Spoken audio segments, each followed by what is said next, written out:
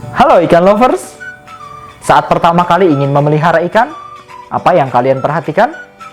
Tentunya oksigen atau udaranya.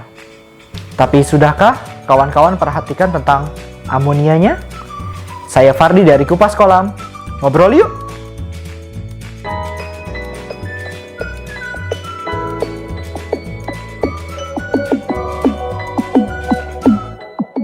Pertama-tama, gue pengen bahas dulu apa itu amonia.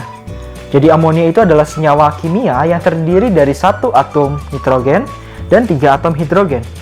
Senyawa ini bentuknya gas dan baunya busuk. Nah, senyawa yang satu ini memang seringkali kita lupakan saat buat kolam, baik itu untuk ikan hias ataupun ikan ternak.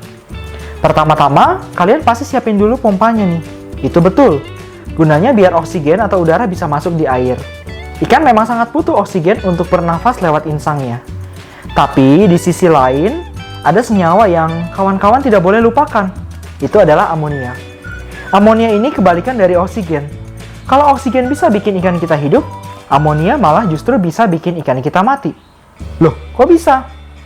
Gas amonia dapat larut dalam lemak, sehingga ikan akan menyerapnya dan mengganggu metabolismenya. Amonia juga bisa menempel di insang, sehingga membuat pernafasan mereka terganggu. Akibatnya ikan akan menggap-menggap.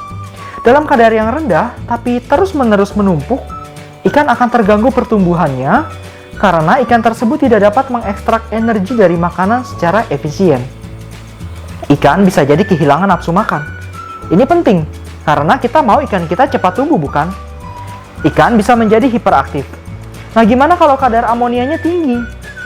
Kalau kadar amonia dalam air tinggi, ikan bisa segera mati dalam hitungan puluhan menit saja. Ini disebabkan karena paparan amonia menurunkan kandungan sistem imun dalam tubuh, merusak pencernaan, dan menghilangkan oksigen dalam darah. Serta, amonia juga bisa mengganggu sistem saraf pusat. Sekarang, kok bisa ada amonia di air kita? Dari mana sih asalnya? Yang pertama, amonia mungkin berasal dari air tanah yang kita ambil dari keran. Walaupun tidak pasti selalu demikian, dan memang kemungkinannya kecil. Tapi, ini mungkin ada dari efek air tanah yang tercemar. Kemungkinan yang kedua dan ketiga ini lebih sering terjadi. Yang kedua, berasal dari sisa pakan yang berlebihan. Salah satu komponen terbesar dari pakan ikan itu adalah protein. Yang mana setelah beberapa waktu pakan yang kawan-kawan berikan kebanyakan dan tidak dimakan oleh ikan itu akan jatuh ke dalam dasar kolam, lalu terurai dan terbentuklah amonia. Yang ketiga ini yang tidak bisa kita hindari, yaitu berasal dari kotoran ikan sendiri. Kotoran atau feses padat dari ikan akan mengendap, membusuk, kemudian akan diuraikan menjadi amonia. Kadar amonia terdiri dari 3 jenis. Yang pertama, amonia tidak terionisasi atau dikenal sebagai amonia bebas. Ini adalah bentuk amonia yang beracun. Yang kedua adalah amonia terionisasi. Ini adalah bentuk amonia yang tidak berbahaya. Yang ketiga adalah total amonia. Ini merupakan total dari amonia bebas dan amonia terionisasi. Inilah hasil yang ditampilkan oleh test kit. Amonia bebas dapat berubah jadi amonia terionisasi, demikian pula sebaliknya. Ini sangat dipengaruhi oleh suhu dan juga derajat keasaman atau pH. Reaksinya sebagai berikut. Amonium dalam kondisi basah atau banyak ion hidroksida dapat berubah menjadi amonia bebas dan air. Reaksi ini dapat berjalan bolak-balik. Artinya, jika kondisi mulai netral atau ion hidroksida sedikit, reaksinya akan berjalan ke kiri. Jadi, pH netral sedikit asam sekitar 5-7, kadar amonia bebas akan sedikit.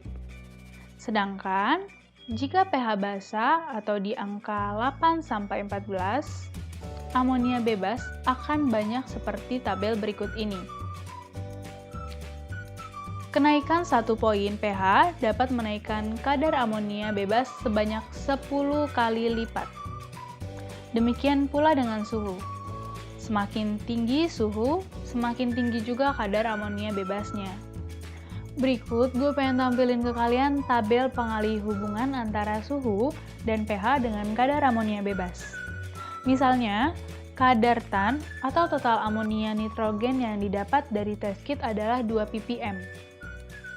Suhu kolam 24 derajat dan pH-nya 7. Maka sesuai tabel, pengalinya adalah 0,0052 dan hasilnya kalau kita kalikan adalah 0,0104 ppm. Nah, sedangkan jika ternyata dengan pengukuran yang sama pH air di kolam tersebut 10 dan suhunya 24 derajat, maka sesuai tabel pengalinya adalah 0,8408. Hasilnya adalah 1,6816.